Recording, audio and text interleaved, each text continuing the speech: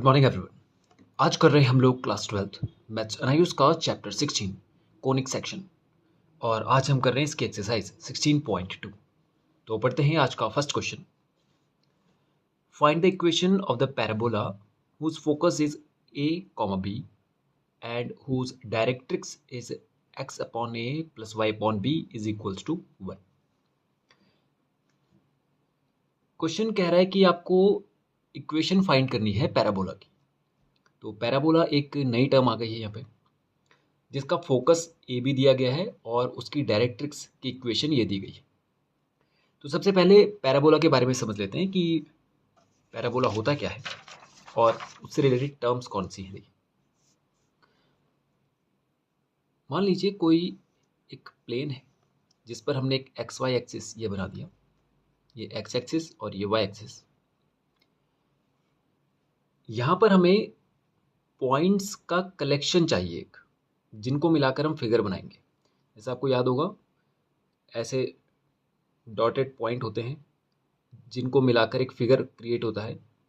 ये गेम भी आता है बच्चों का, आपने देखा होगा, जिसमें 1 2 3 ऐसे नंबर्स लिखे रहते हैं और हर डॉट पे एक नंबर लिखा रहता है। हम उनको मिलाते हैं सीरीज में और वो एक फिगर बन जाता है। तो वैसे ही हमें यहाँ पर कुछ पॉइंट्स चाहिए, उन पॉइंट्स को मिलाएंगे और एक पैराबोला बन जाएगा। अब वो जो पॉइंट्स हैं उनकी खासियत ये है कि वो पॉइंट्स एक तो इस एक्सिस पर मौजूद एक बिंदु, उससे एक पॉइंट, इस पॉइंट से यहाँ पर जो भी आप पॉइंट लेंगे, यहाँ से जो उसकी डिस्टेंस होगी, वो डिस्टेंस जितनी दूरी पर एक लाइन होगी, या आप ये कहें कि ये जो डिस्टेंस है और इस पॉइंट से जो बिल्कुल सीधा डिस्टेंस होगा, वहाँ पर आपको एक लाइन ड्रॉ करनी है और वो दोनों डिस्टेंस बराबर होने चाहिए। तो ऐसे पॉइंट्स का कलेक्शन ही पैराबोला है। समझ गए आप कि ये जो पॉइंट्स होते हैं ये इस एक्सिस पर मौजूद एक पॉइंट से और इस वाई एक्सिस के बगल में एक लाइन होती है जिसको हम डायरेक्ट्रिक्स कहते हैं, उस लाइन से बिल्कुल बराबर दूरी पर होता है। यानी ये जितने भी पॉइंट्स हैं, आप इस पॉइंट को ले लीजिए, यहाँ से यहाँ तक की जो डिस्टेंस होगी इस डिस्टेंस के बराबर होगी यहाँ से यहाँ तक की डिस्टेंस।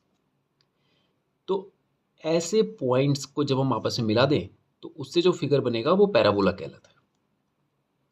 ठीक है, यानी सिंपल ये है कि इस पॉइंट से जो दूरी होगी, इस लाइन से भी उतनी ही दूरी पर ये पॉइंट्स मौजूद होंगे।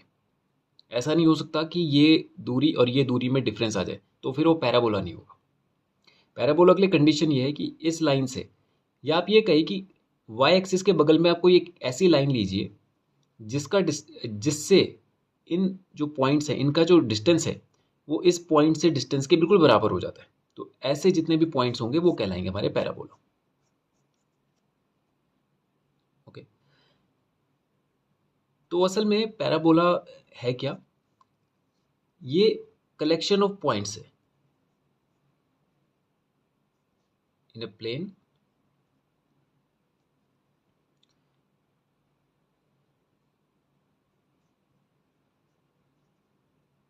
equidistance from directrix and from a common point called focus on x-axis called focus। यानी यहाँ पर मौजूद इसको पॉइंट को कहते हैं फोकस। इस फोकस से इन पॉइंट्स की, ये जो पॉइंट्स हैं जितने, ये सारे पॉइंट्स अगर यहाँ से और यहाँ से बराबर डिस्टेंस पर आते हैं तो ये पॉइंट्स आपस में मिलकर पैराबोला बनाएंगे। आप ये भी कह सकते हैं। तो पैराबोला क्या है? ऐसे पॉइंट्स का कलेक्शन है जो फोकस से और डायरेक्ट्रिक्स से इक्वल डिस्टेंस पर होते हैं, इक्वल डिस्टेंस पर होते हैं। तो पैराबोला पॉइंट्स ऑफ कलेक्शन है जो फोकस और डायरेक्ट्रिक्स से इक्वल डिस्टेंस पर मौजूद होते हैं। अब ये जो लाइन है ये तो वाई एक्सिस है, ये एक्स एक्सिस है। ये जो फोकस है इसका इस जगह से जो दूरी होगा उतना ही दूरी इस डायरेक्ट्रिक्स का भी होगा। यानी ये अगर ए है तो ये भी ए होगा, मतलब कि ये माइनस ए होगा क्योंकि ये इस साइड पर है, इस लाइन के साइड पर है। लेकिन डिस्टेंस की बात करें अगर, तो ये भी उतना ही दूरी पर होगा जितनी दूरी पर ये फोकस होगा। तो दोनों की दूरी बराबर होती है। ठीक है, अब क्वेश्चन हमें ये कह रहा है कि ये जो डायरेक्ट्रिक्स है, अभी हम केवल इस एक्सरसाइज में जो रिलेटेड क्वेश्चन है हम उसी के ऊपर डिस्कशन करेंगे। और भी बहुत सारी बातें होती हैं इनके बारे में, लेकिन फिलहाल हम उन्हीं पे फोकस करते हैं जिससे हमारा क्वेश्चन रिलेटेड है।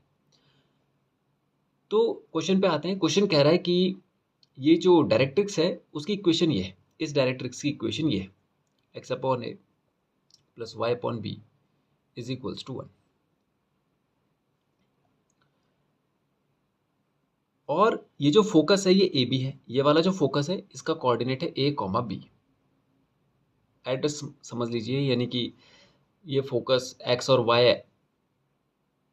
एक्सिस पे इसका जो एड्रेस होता है ना, जैसे हम लोग प्लेन पे एक एड्रेस बनाते हैं 2,3, तो वैसी कोई एड्रेस दे दिया कि फोकस का एड्रेस है ए कॉमा बी। ठीक है, कहता है आपको ऐसे पैराबोला की इक्वेशन फाइंड करनी है, यानी आपको पैराबोला के लिए इक्वेशन बनानी है। तो देखिए क्वेश्चन इक्वेशन बनाने से पहले कुछ रूल हैं वो हमें पता होने चाहिए। कि एक तो हमने ये बात करी कि ये दोनों डिस्टेंस बराबर होने चाहिए।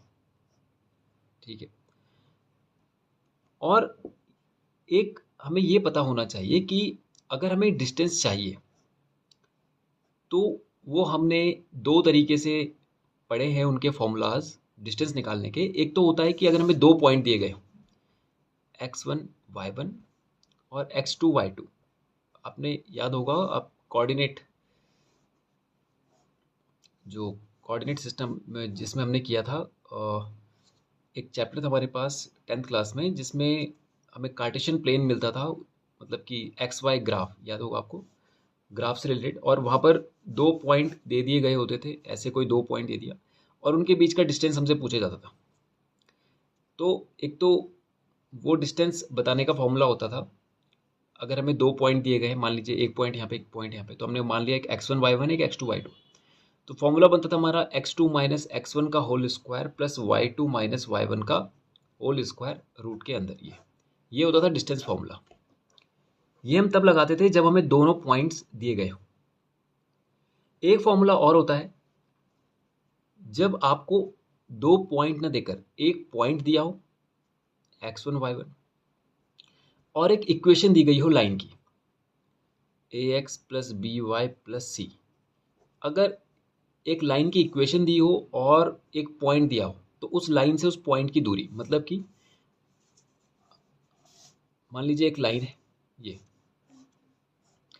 इस लाइन की इक्वेशन दे दी गई है हमें ax plus B Y plus C. इस जगह पे तो हमें दोनों पॉइंट दिए गए थे तो हमने दोनों पॉइंट के लिए ये फॉर्मूला लगाया, लेकिन यहाँ पर हमें लाइन की एक इक्वेशन दी गई है और उस लाइन से कुछ दूरी पर एक पॉइंट दिया गया है x1 y1 सपोज।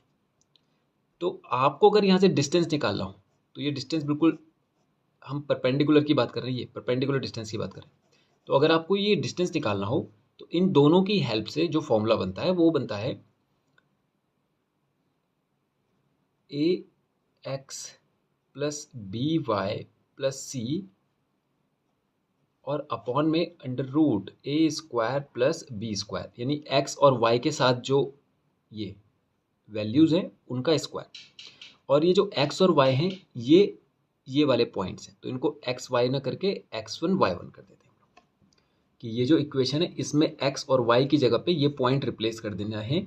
ये x y, x की जगह पे x1, y की जगह पे y1 और डिनोमिनेटर में under root A square plus B square. ये फॉर्मूला होता है डिस्टेंस निकालने का, ये वाला, ये डिस्टेंस निकालना है जब आपको लाइन की इक्वेशन और एक पॉइंट दिया गया। तो ये वाली वैल्यू और ये वाली वैल्यू, यानी ये दो फॉर्मूलाज हैं, ये दोनों की हेल्प से हम इस पैराबोला की इक्वेशन निकालेंगे। ठीक है, अब आप जरा देखिए ये जो कंडीशन है ये दोनों यहां पर बन रही है। एक तो डिस्टेंस हमें यहाँ पे चाहिए लाइन से परपेंडिकुलर, तो देखिए लाइन की इक्वेशन हमें क्वेश्चन में दे रखी थी और उससे परपेंडिकुलर डिस्टेंस ये वाला होता है, ये परपेंडिकुलर डिस्टेंस, और ये जा रहा है सीधा इस पैराबोला पे। हमें ये पॉइंट पता नहीं है, अभी हमें ये पॉइंट नहीं दे रखा है, हमें ये वाला पॉइंट दे रखा है। तो अगर इस पॉइंट को हम कुछ अज्यूम कर लें अपनी तरफ से, आर एस या x1 y1, चलिए आर एस अज्यूम कर लें, तो एक वैल्यू खुद से अज्यूम करने पर हमारे पास ये दोनों कंडीशन हमें मिल जाती है। एक तो हमें देखिए 2 पॉइंट मिल गए, तो 2 पॉइंट के लिए तो हम ये वाला फॉर्मूला लगा देंगे डिस्टेंस वाला, और एक इक्वेशन और एक पॉइंट मिल गया उसके लिए ये वाला फॉर्मूला लगा देंगे। और ये दोनों जो फॉर्मूला हमने लगाया वो असल में डिस्टेंस ही तो निकाल रहे हैं, यहाँ से यहाँ तक का डिस्टेंस का ही तो फॉर्मूला है वो। तो एक फॉर्मूला से ये डिस्टेंस निकल रहा है यहाँ से यहाँ तक, और एक फॉर्मूला से ये डिस्टेंस निकल रहा है। और अभी हमने पैराबोला में पढ़ा था कि ये दोनों डिस्टेंस तो बराबर होते हैं, तभी तो पैराबोला बनता है, कि डायरेक्ट्रिक्स से जो डिस्टेंस होता है पैराबोला में किसी भी पॉइंट का, वो फोकस से डिस्टेंस के बिल्कुल बराबर होता है।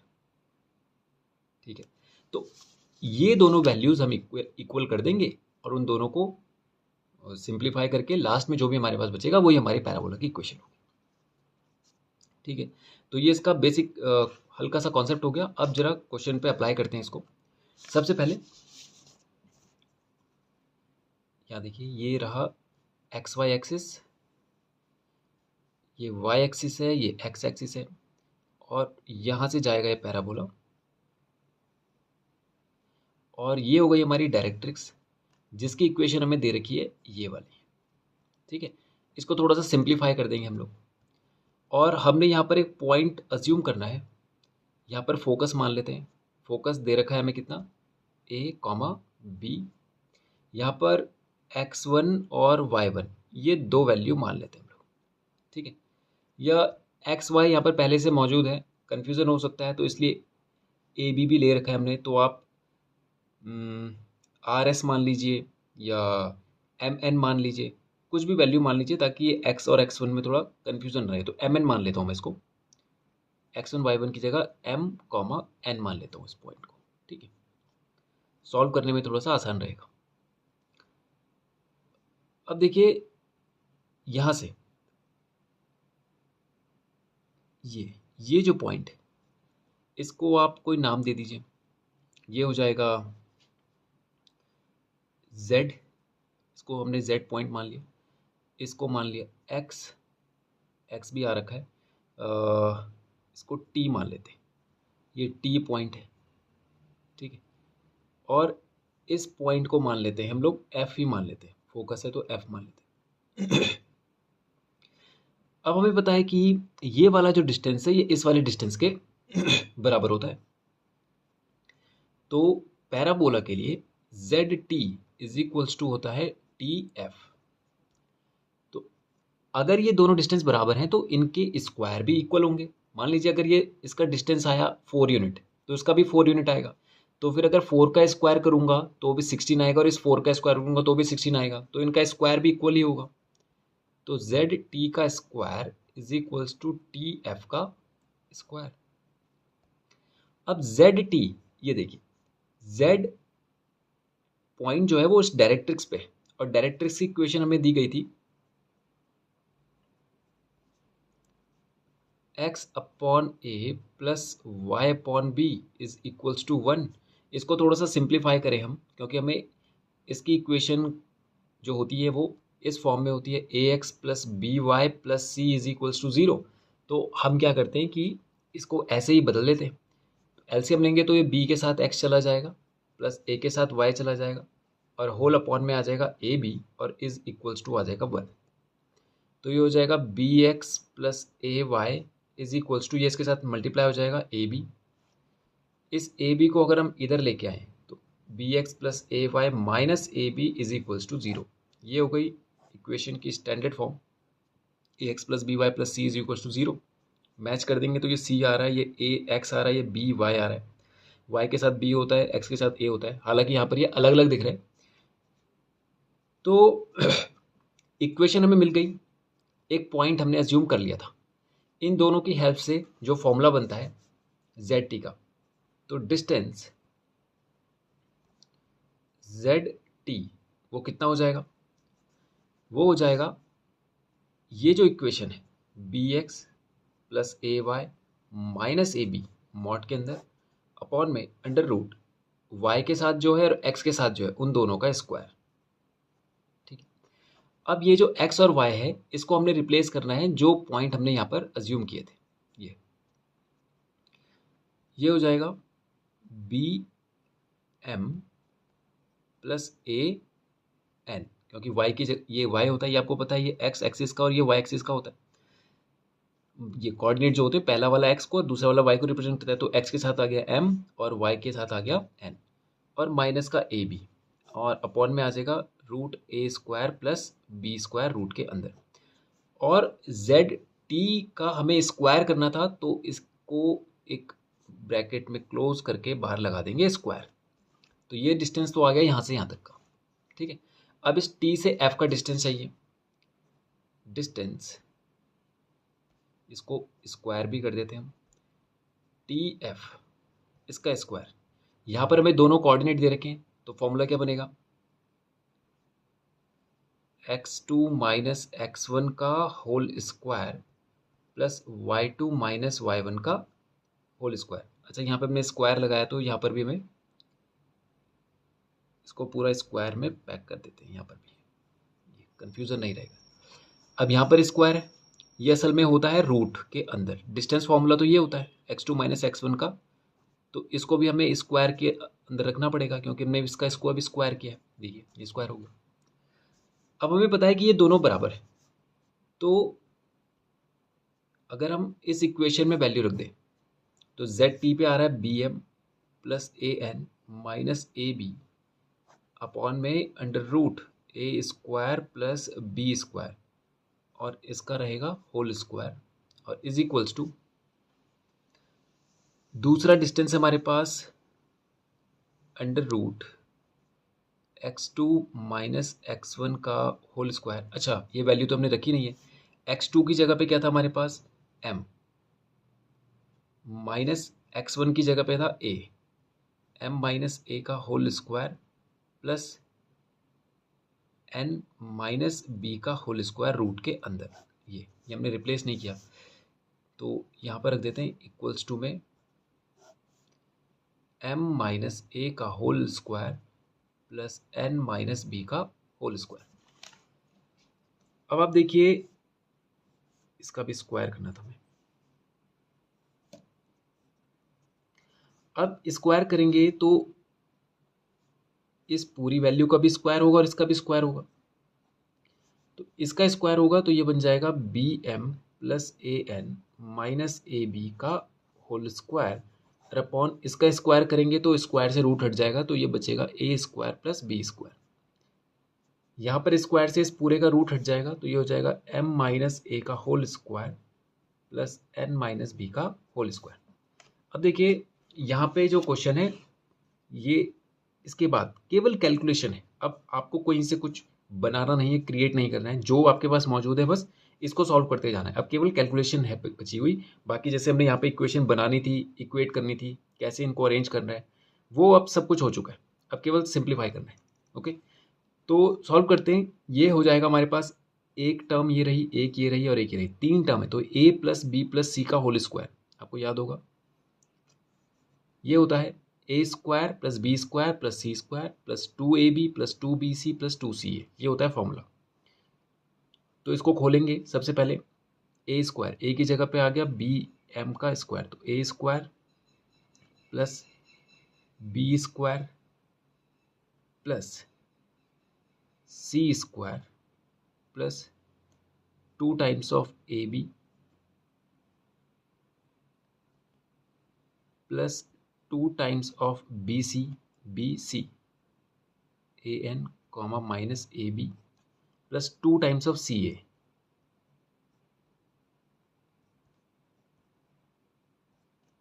ठीक है, ये इसका पूरा एक्सपेंशन हो गया। अब इसको और सिंप्लीफाई करेंगे और ये आ जाएगा A square plus B square. ठीक है, इज इक्वल्स टू ये ए माइनस बी का होल स्क्वायर है तो इसको कर देते हैं हम लोग A square plus B square minus 2ab और ये भी ए माइनस बी का होल स्क्वायर है तो ये आ जाएगा A square plus B square minus 2ab। ठीक है, अब हम क्या करें, इसको अगर इधर लेके जाएंगे तो ये हो जाएगा, इसको और सिंप्लीफाई करें तो B square M square plus A square N square, minus का स्क्वायर करेंगे तो प्लस हो जाएगा, ये हो जाएगा A square B square two A B M N plus का two A B M N, minus plus minus हो जाएगा two A square B N, फिर से minus plus minus two times of A B M square M, ठीक है, is equals to ये पूरा ए square plus B square, ये पूरा इसके साथ मल्टीप्लाई होगा, M square plus A square minus two A M plus N square plus B square minus two B N, ठीक है। तो ये हो जाएगा बी स्क्वायर एम स्क्वायर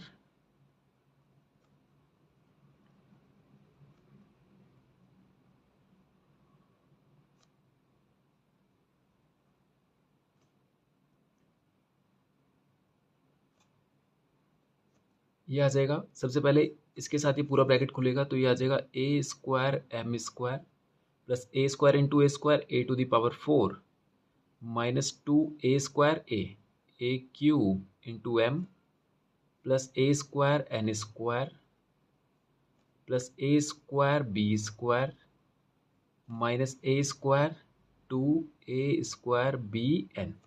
अब इसके साथ ब्रैकेट ओपन कीजिए, plus B square M square plus A square B square minus two A B square M plus का B square N square plus का बी टू द पावर 4, क्योंकि B square B 4 हो जाएगा, minus two B square into B cube N. ये अब आप देखिए कुछ कैंसिल होता हो, बी स्क्वायर एम स्क्वायर, देखिए दोनों के साइन सेम है, इक्वल्स टू के दोनों तरफ अगर साइन सेम हो तो कैंसिल हो जाता है, ए स्क्वायर एन स्क्वायर दिख रहा है आपको कोई, ए स्क्वायर एन स्क्वायर ये भी कैंसिल हो गया, ए स्क्वायर बी स्क्वायर एक ये रहा cancel, A square B N, A square B N ये देखिए two A square B N ये रहा कैंसिल, माइनस माइनस दोनों में, टू दोनों में, A B square M, A B square M, A B square M ये कैंसिल। यहाँ पर क्या बच रहा है हमारे पास, इसको भी उठा के इधर लेके जाते हैं, तो पहले ये वैल्यू देखिए, यहाँ पे तो बच रहा है two A B M N is equals to, यहाँ पर वैल्यूज आ रही हैं A square M square plus A to the power 4 minus two A cube M plus A square B square और plus B square N square plus B to the power 4 minus two B cube N. इसको उठा के इधर लेके आए हम लोग तो ये हो जाएगा ए स्क्वायर एम स्क्वायर,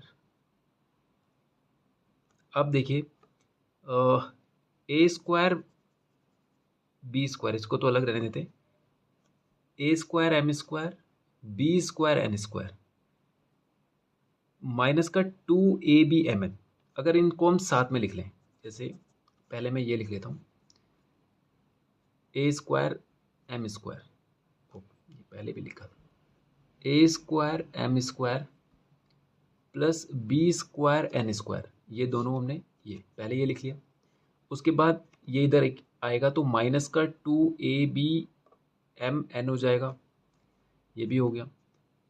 अब बाकी का आप अपने हिसाब से लिख दीजिए कोई भी पहले, प्लस ए 4 प्लस बी 4 ये हो गया,